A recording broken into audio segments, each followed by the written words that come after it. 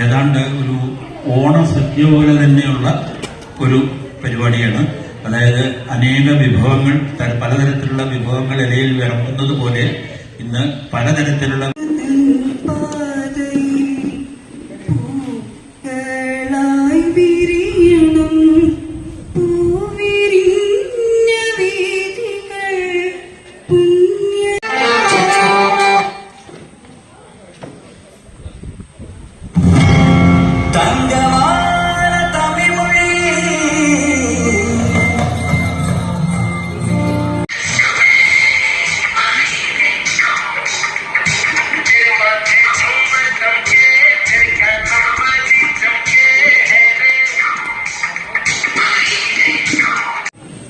ഇന്ന് ഈ ഒരു നല്ലൊരു ശുഭ സായാഹ്നത്തിൽ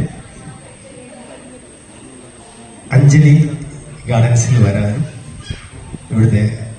റെസിഡൻസ് അസോസിയേഷന്റെ ഈ കുടുംബ സംഘം കേരളം കേരളം